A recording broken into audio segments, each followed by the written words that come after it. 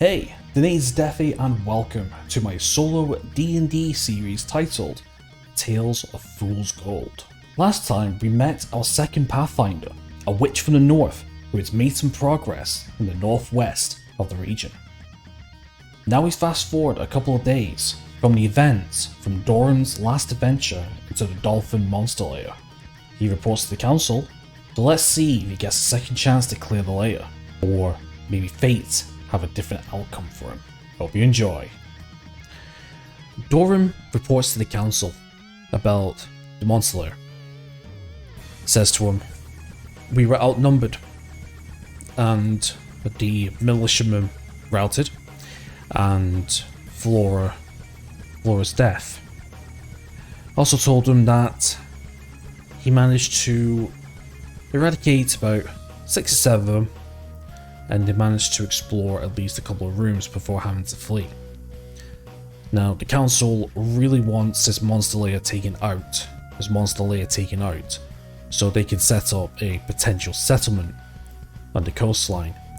And if they were to set up a settlement whilst the monster lair is still there, unfortunately that would mean that there would be a territorial dispute, and the dolphins might actually attack the settlement at a time. So they really want to get this done. So what the council is going to do is they're going to give Dorim a sack of gold, some more funding for some more men or some more equipment. So we're going to roll a D100. No, not a D100. No, we're going to roll a D20, and this is going to determine how much gold they're going to give him. But it's going to be whatever the result is times 10. 140 gold. Okay, so the council's going to give over 140 gold. They tell Dorim, get supplies, men, equipment. But this is your last chance. If Dorim fails, then he'll be out of the job, and then they'll have to get some other people. So Dorim understands, and he exits. So we're gonna have to do some oracle questions here to determine what he's gonna do, and not to mention there is the other factor of demolition as well. So let's see what Dorim does first. So there's 2 different places he can get people. He could go back to the recruitment hall where he got the militia tribesmen before, or maybe he could try the tavern. If he goes to the recruitment hall, there is quite a bit of a chance that the militiaman reported back and maybe he told a different side of the story. So what I'm going to do is we're going to roll d20. 1 to 9 is going to be the recruitment hall. 11 to 20 is going to be the tavern. 15, so he goes to the tavern instead. Perfect. So I've been thinking in my head how this tavern is going to work.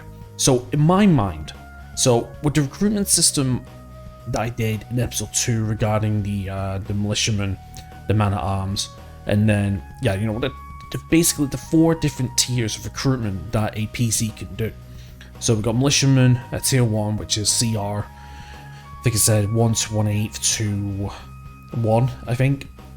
Man-at-arms are 2 to 3 CR. Tier 3 is going to be hirelings, which is going to be using Tasha's sidekick classes, and tier 4 is basically heroes like PCs like Dorim and Flora is. So he's going to walk into the tavern, gets a drink. So now we're going to determine how many people is in the tavern who are adventurers. So to do this, we're going to do a d20, right? This is going to determine how many adventurers they are, or how many people there are in the tavern. So let's have a look. 2. So there's only 2 people in the tavern. Okay, at this particular point in time. What do you think? Okay, alright, we can rock with 2. So there's 2 people in the tavern. So I'm going to do a D2 to determine if these 2 people are adventurers. So we're guaranteed an adventurer anyway, but basically it's going to be one or the other. 1. Okay, so it's 1 adventurer. Now, So on adventure, the question is, What's hero there? So we're going to roll a d4. It could be militia, it could be man-at-arms like I mentioned, it could be a hireling, or it could be a PC. Let's have a look. It's a PC! Okay, awesome, so it's a hero. That's actually pretty damn good. Okay, so Dorim walks up to his adventurer, says, I'm looking for aid. Can you help me? Basically. Explains about the dolphins, monster layer, and I'm looking for people to help me eradicate this dungeon. So this adventurer looks at them. No, the question is... Yeah, I'm going to say the adventurer's going to help him. I was thinking maybe he's like, no, and he has to move on somewhere else. But no. This adventurer's going to say to Dorim, yeah, sure, I'll be able to help. But the question is, does he want a fixed price up front, or did he want like a percentage of the treasure? So let's have a look. So let's roll a d20. So this is going to be a yes or no. 1 to 9 is no, 11 to 20 is yes. Do they want a fixed price up front? 11 is yes. Okay, so the way I'm kind of like keeping like recruitment for heroes, PCs, is... What did I say? Was it something along the lines of like... I think I said it's like 10, 50 gold? I think it's like 50 gold per level, or average level of the party. So right now, basically the average party right now is level 1. We haven't gone to level 2 yet. So I'm going to say that... And I'll tell you what, let's roll a d100. How much is he asking? Just like, precisely. 98 gold pieces for this habit. Okay. Alright, for that price... Now, he was given 140 gold. And he wants 98 gold pieces, right? So he's one adventurer. So I'm going to say this. I'm going to roll a d4. And this is going to determine what level this person is. In fact, no, do you know what I'm going to do? I'm going to do a d4 plus 2. Because for 98 gold pieces, that is quite high for this adventurer. So this adventurer must be at a decent level. So yeah, so we're going to go... Yeah, we're going to go at a d4 plus 1. So this is going to average out at a level 2 to a level 5. It's level 3, so it's a third level. Third level for 98 gold pieces, I think it's a steal. Because if I'm going to keep it at 40, roughly around 40 gold pieces per level, I think that makes a lot of sense. So this person is coming at level 3. Perfect. Now, so far it's just Dorim and it's just his adventurer. So the question is, does the adventurer know any other people that's working for this? Does he have any hirelings or man-at-arms, or basically a group? Or is this adventurer solo? So let's go a yes or no question. Is this adventurer on their own? Yes, 17 says yes. Okay. Does Dorim accept the price of 98 gold pieces? Yes, he does. He realizes this is the last job and he needs to get this done. Okay.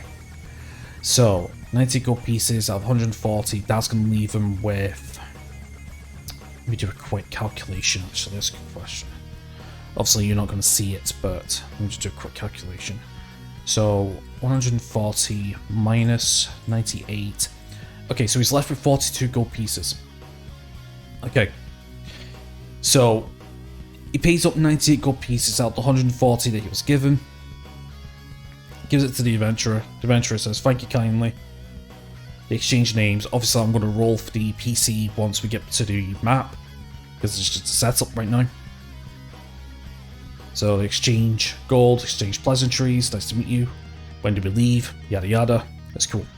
Right. So does Dorim head to the recruitment hall to get some more people? Because to be honest with you, even though it's just a level 3 PC, a level 4 hero, sorry, level 3 hero, there's still a chance to get outnumbered. So let's have a look. Does Dorim go to the hiring hall? 3, he doesn't. Okay, so he's sticking to 2 people. Okay, this is going to be interesting. This is going to be very, very, very interesting. Okay then, right, well, if that's the case then... Okay, yeah. if that's the case, then I'm going to roll the PC and I'll tell you exactly who we have, or I might do some cuts, we'll see what happens, and then we'll get the show started. Okay, so the level 3 hero is a Beelzebub Tiefling. +2 to Charisma, +1 to Intelligence, medium, 30 speed, has dark vision up to 60 feet, held resistance, resistance to fire, and we get Legacy of Maladomini. Get the Thaumaturgy cantrip, and we get Raise Sickness as a 2nd level spell. The class, we have Barbarians. We have a Beelzebub Tiefling Barbarian. So it's a 3rd level. So the Barbarian is a 1d12 hit die. Deficiencies are light armor, medium armor, shields, simple weapons, martial weapons, excuse me. Saving throws are strength and constitution. We have 2 different skills: animal handling, athletics, intimidation, nature, perception, and survival. We have a choice of starting equipment or buying equipment. Great axe or any other martial melee weapon. 2-hand axes or a simple weapon. Explorer's pack of 4 javelins. For multiclassing, score 13. Level 1 we get Rage. I'll go over these more in depth, as you can see. So Rage, we have advantage on strength checks and strength saving throws. We can only do it if we're not wearing heavy armor. And we can do it as a bonus action. When we make a melee attack using strength, you gain +2 bonus to damage roll. This bonus increases as your level. And we get resistance to bludgeoning, piercing, and slashing damage. If we can cast spells, we can't cast them while raging, or we can't concentrate. Rage lasts for 1 minute. If it ends early, we're not unconscious. Or if your turn ends, you have attacks hostile creatures since your last turn and taking damage. Also, you can also end your rage as a bonus action on a turn. We also get unarmored defense, but we're not wearing armor. Armor class equals 10 plus dex modifier plus constitution modifier, and we can still use a shield and still gain its benefit. We get danger sense, which gives us advantage on saving throws against effects that we can see, such as traps and spells. Gain its benefit, you can't be blinded, deafened, or incapacitated. We also get reckless attack, which we can attack with advantage if we are doing a melee attack to use a strength modifier. But in return, all attack rolls against us have advantage until our next turn. And at 3rd level, we get a subclass, so we have a choice between Ancestral Guardian, Battle Rager, Beast, Berserker, Giant, Storm Herald, Totem Warrior, Wild Magic, and Zealot. So we're going to randomize our subclass. So we're going to go 1, 2, 3, 4, 5. So we have an Ancestral Guardian Barbarian, Tiefling, Ancestral Guardian Barbarian. For background, we have a soldier. So we have skill proficiency in athletics and intimidation.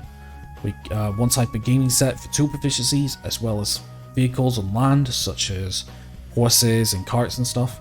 Equipment, we get insignia of rank, trophy taken from a fallen enemy, a dagger, a broken blade, or a piece of banner, a bone dice set or playing card set, a set of common clothes, and a belt containing 10 gold pieces. And we're going to roll stats.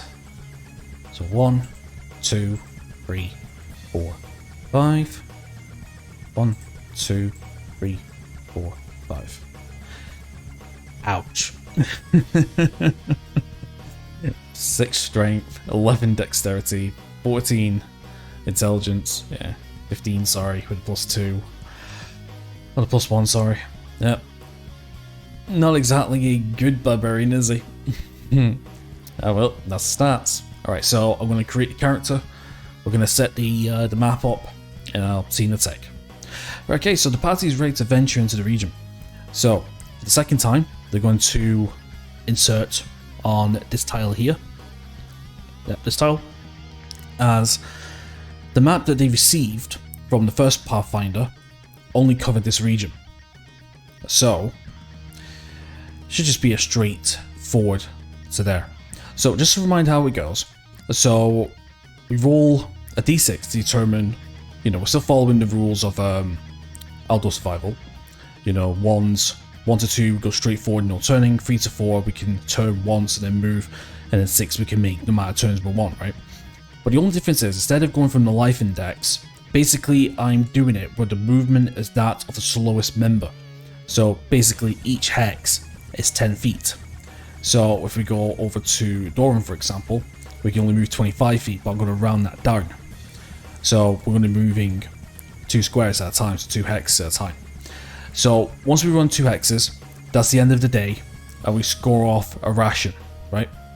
But the difference this time is, which I didn't do in the second, I don't think I did in the first adventure, but every time we get into a tile, we're going to roll on the, get it up.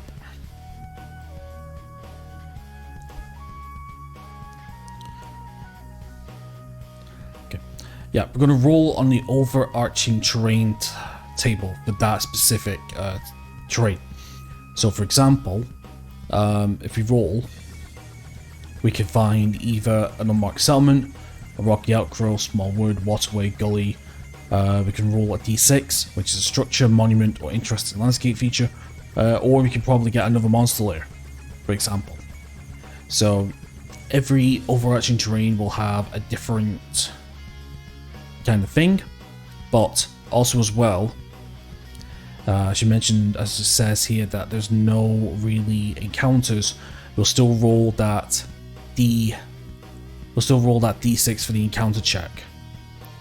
So Mike Selman. So basically, these are just going to add the finer details to it, which is pretty cool as well, because you can see like it's all here. And then what happens is, if we roll onto, say, coastal, let's say we roll into a gully, right? We're going to mark that hex with a gully or a waterway or whatever. And then what we're going to do is we're going to go to the clearing table. So yeah, the minor feature tables.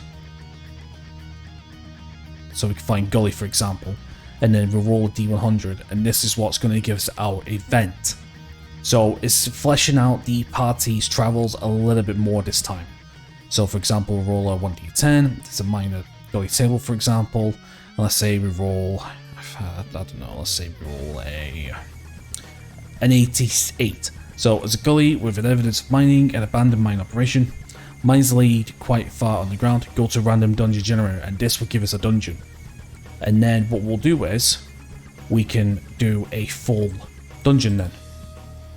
Or we can roll like a yes or no, do they go into the dungeon, do they not, that kind of stuff. And then that can lead to other things, like we can roll like for more treasure, we can roll for more NPCs, and basically flesh out every party's adventure a little bit more often. So we're going to try and do it that way from now on. So before we carry on, let's introduce you to the new party members. Yep. So what I've done is I've actually done a little bit of shopping in between creating these characters as well. So Dorim here has got 19 gold left with 8 silver. He bought 10 more darts. He bought 7 rations, and just to up the numbers a little bit, we have a mastiff. That's right. So we have a mastiff dog. I'm trying to hide this a little bit. So basically, the mastiff is a mount, but we're going to be treating him as a party member. Not been given a name or anything. Basically, he's just a dog that's been bought, trained in warfare, trained in survival tactics. As you see, we have a bite attack, we have a keen hearing of smells, we get advantage on perception checks that rely on hearing of smells, so I might roll some of them. Decent stats down the board. Only 12 armor class. We can get some armor for mounts, so if the mastiff survives and we have some more money, Dorim might give him some extra armor to increase his AC to 16 or whatever. Hit points is lower at 1d+1. We will roll this every time we take a short rest or a long rest or so, just to get back to full, but the health will change over time.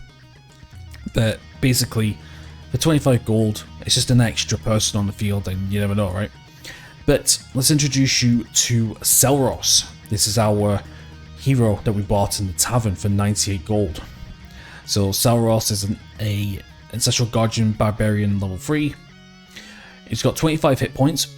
Starts off with a d12. I remember in editing to put the rolls I got for the hit points. I think I got an 8 and a 5, I think, something like that. It makes sense because he started off with 12 and gave 13 extra hit points, so it was at 25. I rolled the starting equipment, which was a great axe, 2 hand axes, the explorer's kit, which is a backpack, bedroll, mess kit, blah blah blah, and 2 javelins, but I never added them. No, I never added 2 javelins. Is it 5 javelins? Yeah, I think it's like 5 javelins they start with as well, but I never added it, so I just remembered now. So let me see if I could just quickly just jot that down as well. I mean, it doesn't make much difference. I mean, I'll put it up here actually, so I don't forget. So, you.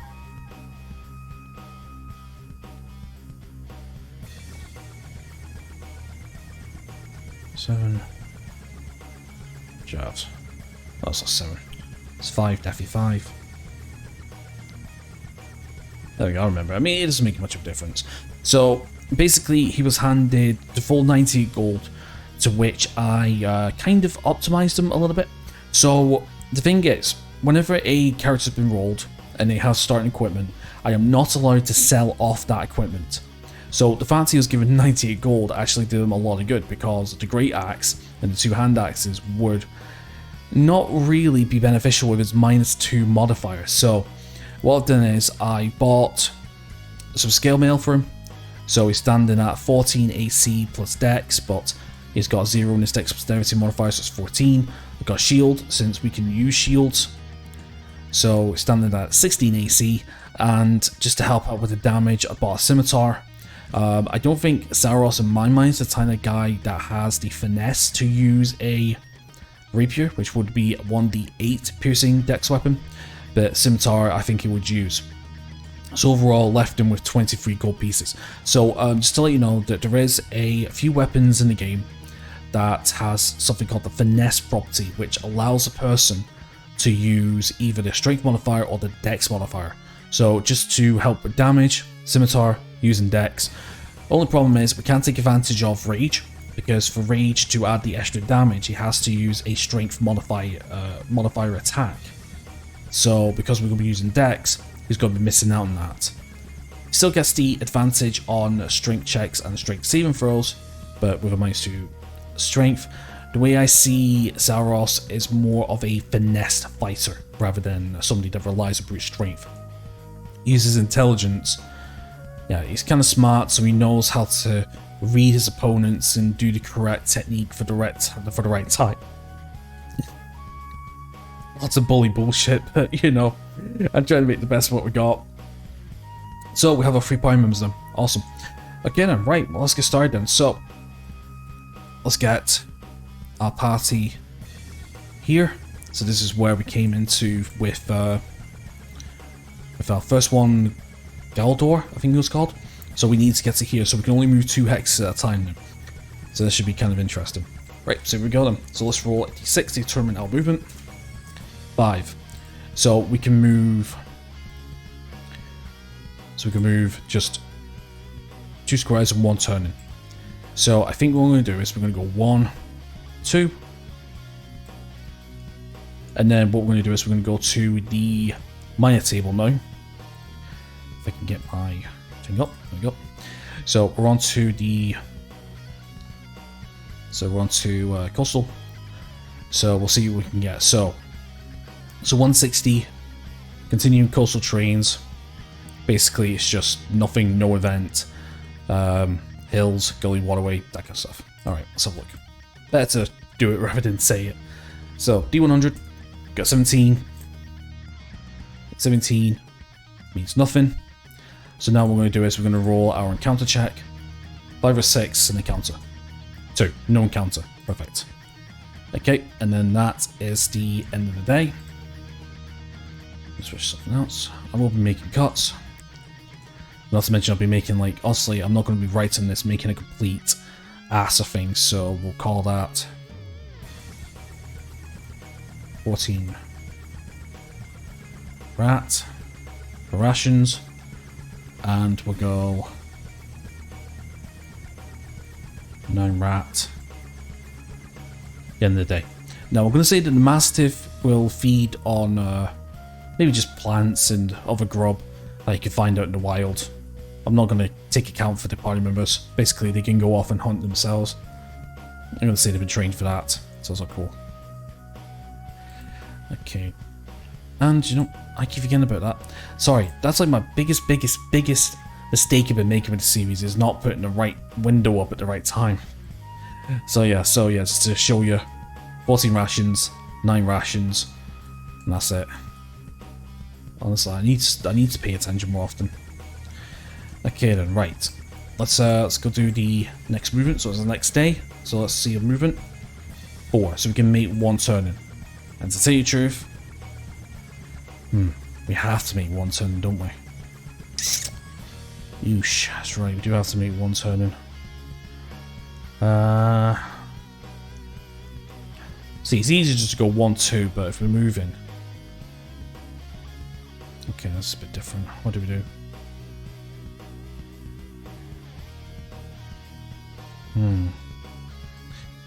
Probably 1 and 2. Yep, 1 and 2. I'm going to say that. Okay then. Right, so let's go back to our PDF. Let's go D100. 41. That is 41 is no event. Okay. So no event there. So now we'll roll a encounter check. No encounter. Okay. No encounter. So we'll scratch that. Make that 13. Make that 8. And then that's another end of the day then. Ooh, don't like our chances because we need to end on it if possible. Okay, let's try another D100. Sorry, let's do another D6. 2. Okay, so that's straightforward then. So we can just go bang, and we're in the monster lair. Right, okay. So, the monster lair for the dolphins. So, just to go over a couple of other mechanics regarding monster lairs. So, basically, all the enemies here are dolphins. This is from a random dungeon generator from Donjon. That's part of the link bundle I have in the description. Basically, I replaced all the monster fights with dolphins. This is the dolphin monster lair.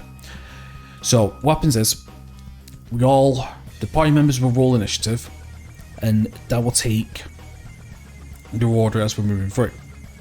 In terms of special effects, let's go to here. As you can see, we have the temperature, cold, DC 10, constitution save each hour, or gain 1 level of exhaustion. The illumination and the completely underwater I have scrapped. I'm going to say that it's light enough where I can see. But the completely underwater, I've ruled it where it comes up to waist height, and each square that they move, which would normally be 5 feet of movement, all this is classed as difficult terrain. Yeah, all this is classed as difficult terrain, and their movement is doubled. So that's what I've done. Also, at the end of every turn, each turn is going to be classed as half an hour, unless combat is there, and then it's just normal turns. I will be keeping markers like this. So that is 1 hour, this is 2, and then this is 3, for example. I've ruled it where I think I said every 3 hours is going to be a short rest. I think every 6 turns is a short rest. No, sorry, I said every 4 turns is a short rest, and every 8 turns is a long rest. That's the way I've done it, except for in combat, because obviously like I'm classing as hours. But basically, the minute that we get into combat, what I'm going to do, actually no, do you know what I'm going to do different? I'm going to do a different marker. So I'm going to have the main dungeon time at the top, but I'm going to have like this, but once we get in battle, this is going to be paused, and then I'll have normal turn counters, and then what I can do is I can just erase this once we're done, like so, and then we can just keep carrying on that way. Yeah, I'm trying to streamline it a little bit more than last time, just to make it a little bit more funner, a little bit more understandable, should we say. Right, okay then, so before we do anything, let's do initiation checks. So it's just easier for combat. So our main 3 will roll initiative. This is the entrance from last time.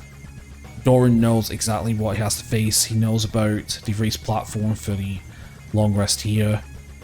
There's a trap here, so we'll have to go single file. And basically, this was the room that we arrived to last time.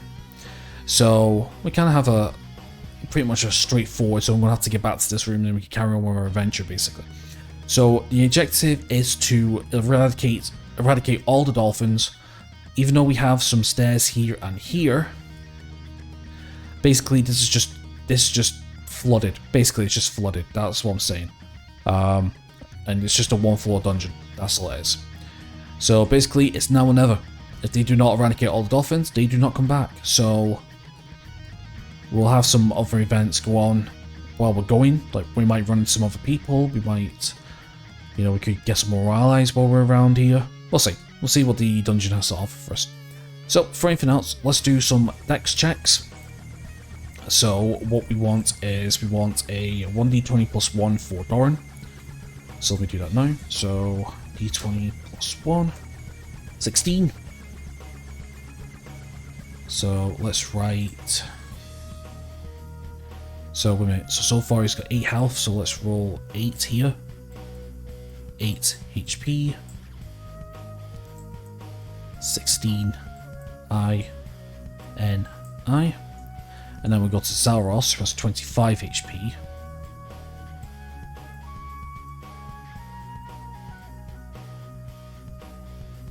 And then it's going to be just a flat d20 for him, since his dex is 0.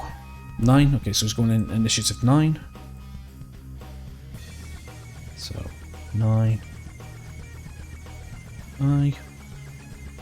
And the dog is a +2, so roll a d20 +2 for him. Did I just roll? Oh yeah, okay, roll d20, so he's a 4. That, not me. I wasn't expecting that then. So by 4 I, and then we need to roll his health, which is 1d8 plus 1. So we'll see how often he can be alive for 4 health. So we'll see how long he can hold out for. Okay, so now that's done. Now we can place our people. Okay then, so we're ready then. So we are ready. So basically, as I mentioned, we've got half terrain. He's coming in. He explained to Zalros exactly what happened. So they're going to take the exact same path. So what's going to happen is, so we're just going to move as far as we can in terms of the dash command or whatever. We're going to knock something down. And then I just remembered that we do have checks for wandering monsters once every hour. So we still do the 5d6, I think it is. So on the 5 or 6 is an encounter. And then we just carry on moving forward, and then we go into battle if we do get one. Alright then, so first off it's Doran. So Doran is just going to take a dash command. He's going to lead the way, and he's going to go the same way that he did last time. So we're going to 5, so yeah. So we can move 50 feet, so we can move 5 squares, because dashing doubles your movement. So we're going to go 1, 2, 3, 4, 5 to the archway. Zaros is going to follow suit. He can move 6 for 30 feet, so 10, 20, 30, 40, 50. And the dog can move... Mastiff can move... How much? How far? 40 feet. So he can move... Oh, so he can move 8 squares. Well, that could come in handy, that. We'll see. So we're going to go 1, 2, 3, 4, 5, 6, 7. And with that ends our first turn. Okay, so let's just do this here. So that's 1. And then we move on. And then we'll do... Yeah, then we move on. Okay then, so back to the top. Doran is going to dash again. So 10, 20, 30, 40, 50. Move to here. Zaros, 10, 20, 30, 40, 50. Yeah, because he's going to land there. And the dog is going to go 10, 20, 30, 40, 50, 60, 70, 80. Let's go to the other side. Alright, and that is our second turn. So that's our second turn. Like so. And now, 1 hour's passed, we need to do our Constitution cold check. So to do that is a DC 10. So let's go D20 plus 3 for Dorim. 12. Okay, so he saves. And now we need to go to Zaros, which for him is a D20 plus 2 because he has a proficiency in Constitution saving throws, so it's a D20 plus 2. He succeeds. And for the dog here, it's a plus 1. So D20 plus 1. 7. No sugar. The Mastiff gets a level of exhaustion. Obviously too cold for the boy. Oh, poor doggo. So we're going to put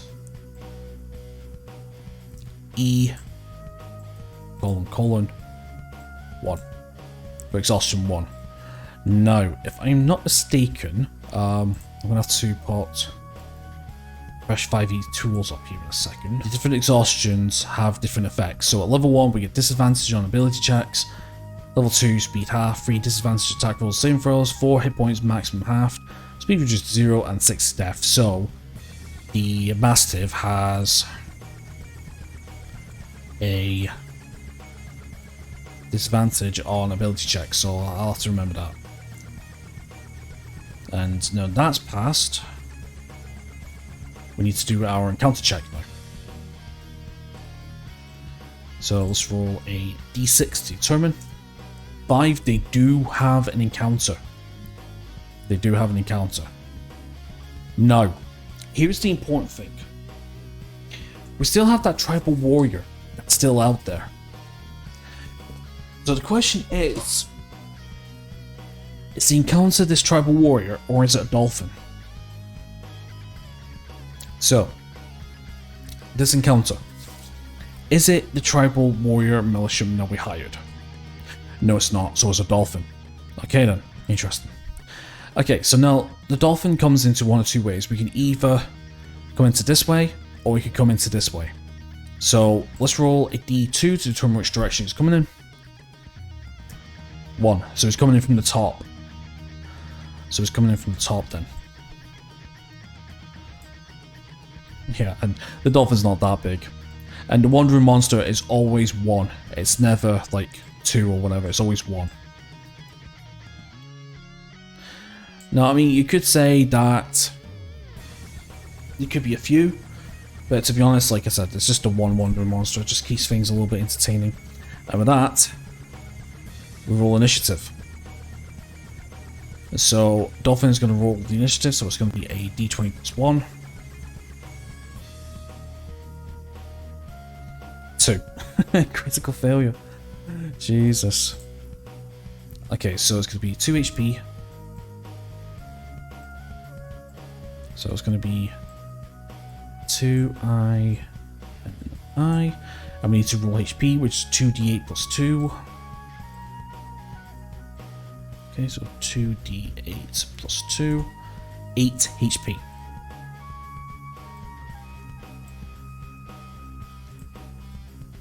Okay then, right. And then we start then. Oh, that's the other thing as well. So, so we need to do a surprise round as well, because this monster just came out of bloody nowhere. In fact, we should really randomize its location, shouldn't we? Okay, obviously we're not going to do it like right here, so let's start from the door, and then what we could do is we could do this. We can roll a d3. Yeah, we'll roll a d3 to determine direction. So either that way, or I don't know. 1, 2, 3, 4, 5, 6, 7. Right, let's roll a d. Let's determine like how many squares away it is from the party. It's 1 square away. Right, well, tell you what, let's put it here then. Let's put it here so it's not that in our face. Now, the big question is the party surprised from this? So let's roll a d20. Yes or no? Okay, let's reroll. Okay, so they're not surprised. So the way the surprise round works is if party is surprised, or the monster is surprised, the party or the monster can take 1 free round to do what they want to do. So they're not surprised. Okay, perfect then. Okay, so first of all is Dorim. So first of all is Dorim. So Dorim hears the splashing coming from the north. Obviously, maybe a dolphin's followed it in from the monster, you know, from a returning hunt or something. He recognizes the splashing. He's had memories of what's happened, so he knows exactly what to expect. So he tells Saros to be ready. So I think what he's going to do is he's going to stay where he is, and what he's going to do is he's going to cast Mage Armor. So Mage Armor increases his AC to a 13+1, which also lasts for 8 hours as well. So I need to change that to AC 14. Yep, AC 14. And basically, because Zalros is a better person for melee combat, he's just going to say take the front, and he's just going to stay where he is. Okay, so then we go to the next person, which in the initiative is Zalros at 9. So Zalros is like, interesting. Can't wait to take on these dolphins. So Zalros can move, what, 30 feet, I think? I think what he's going to do is, oh, no, do you know what we can do? I just thought about this. Give me a sec. Right, okay, so I did a little something. So in the Solo Adventures Toolbox Part 1, we have a little something called Monster Reaction Tables. Now, at the start of each combat round, or perhaps every second round, roll for the monster's reaction. If there's multiple monsters, you may roll for the first one, and the others, if intelligent enough, will base their attacks on the success or failure of their ally. You may also wish to roll separately for each monster. Optional, if the reaction directly contradicts the overriding tactics or the solution in general, you may choose to ignore it. So basically, you would roll one of these, and this would determine how the monster would act, right? I did this in my in the sister series of this series. What was it called? It's been a while since I've done it. The Fates Reroll. I used this in a battle where basically every turn I'd roll D100 to determine what that character would do. This does add a little bit of semi-automation to the battles. Instead of just be like, okay, so, you know, instead of just like this person moves here, does this, yada yada yada. Basically, it just adds a little bit more natural flavor. I mean, I could be like a player as well as a DM and say, okay, Saros is gonna rage, move up and attack. It just adds a little bit of extra flavor to things, you know, or stay in combat, that kind of stuff. But it's not gonna take up too much time, so let's go do it. So if I remember correctly, because it's been a day since I last recorded this, so I believe it's Saros' turn. So let's do this D100 then. Okay, so let's do D100. 98. Now, obviously, some of these will not be applicable to the character. That's where I'll do like my own tactics or my own stuff. So, for example, 98 monster rolls for help, reinforcements, strong tongue, make a D100 roll. Well, I'm going to say that's non-applicable. So, basically, what we're going to do is, I think we're just going to move and meet the dolphin. So, I mean, I gotta remember the dolphin's initiatives too, so let's go on last. So, I'm going to say that Saros knows, or I'm going to say that he has an inkling of where it's coming. So being the tank is going to move back. So you can only move 3 feet, right? 10 feet hex or square. Yep, you can only move 3. So we're going to move 1, 2, and it's going to ready a scimitar attack. So when the dolphin comes to the melee range, he's going to make an attack. And then that's his turn. Okay, so the next person is the Mastiff. So let's roll a D100 and see what he does. 84, which is Monster Inspiration. The monster has a feat that needs to recharge. Recharges automatically without needing to make the roll. So he doesn't have a rechargeable ability. So what I'm going to say is this. Basically, the Mastiff is feeling pumped. It's feeling excited to be out in the wilderness, being cooped up in the stables or the pens or wherever the Mastiffs stay. And I'm going to say that his next attack is with advantage. So near enough a direct translation from that to this. Stuff like that. So yeah, so his next attack is going to be with advantage. So he can move, how many feet? He can move 4 squares in difficult terrain. 10, 20, 30, 40. Yeah. Okay, so he's just going to move to here. And he's just going to end his turn. Okay, now the dolphin's turn. So roll a D100. 45. Which, into translation, means... If I can find it. Creature uses his main attack. Okay, so just basically an attack action. Okay, so the dolphin, seeing these new prey coming in, I'm going to say that this monster recognizes Dorim. Maybe. I don't know. Maybe the other dolphins has told him about these invaders. Maybe he knows or is intelligent enough to know who this is. But nevertheless, he's going to move forward 2. You see Salros. Salros gets ready with his scimitar attack and uses his reaction to attack. So we want to do a d20 plus 2 for the attack.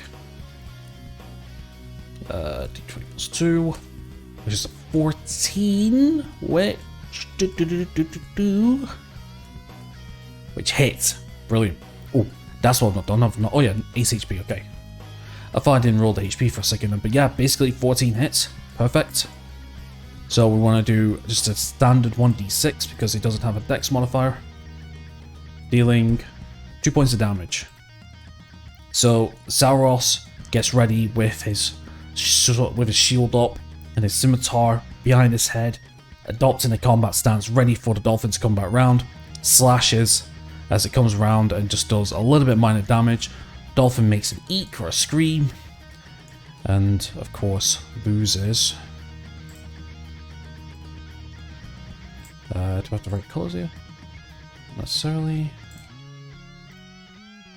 Okay, yep, and loses 2 HP, so he's on 6 though. Perfect. And then that's the next round. No. What I need to do is as well, I need to meet this combat tracker as well, so that was turn 1. That's the first round done then. Oh, actually, no, actually, scratch that. That was the first turn, wasn't it? Yeah, so we're on round 2 then. Okay, perfect. Okay then, so round 2. Back to the top. It's going to be Dorim. So Dorim sees the dolphin. And, yeah, let's roll D100 and let's see what happens then. Let's see what he wants to do. 68. 68 is just creature uses main attack. Okay, so we're just going to go in for an attack. Okay, obviously, I don't think he has enough movement to go into doing a melee. So, yeah, 25, so he can only move like 2 squares because of his movement.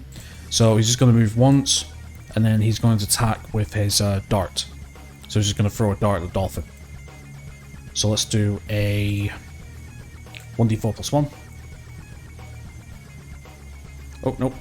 D20 plus 1. Is that right? No, D20 plus 3. 4 misses, critical failure. So that's him done then.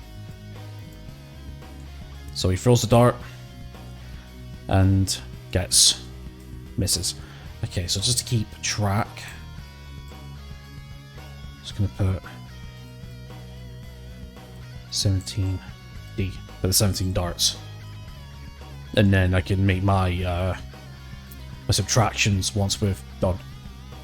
Okay, so next in line is Saros. So at this rate, does Saros pop a rage? I don't know. Let's do a D100, see what he wants to do. 66. So attack would mean action. That would mean attack. So I'm going to say... No, I'm not going to say he's going to rage. No, he's not going to rage. I think he should be fine. Okay, so Saros is going to attack with his scimitar again. So let's go D20 plus 2. The attack bonus. 20 hits. Nice. So we do 1d6. 6 points of damage. Yep. Saros comes in. Aims true, aims high, and slashes across the dolphin's chest. And the dolphin subsides. And that is under combat. That is under combat. And I'm going to do a kill tracker, and that's one dolphin down. With Selros and a faithful hound accompanying him, Dorim has made a decent infiltration. Will this one be successful? Will the tides claim him, or will he keep his head above water?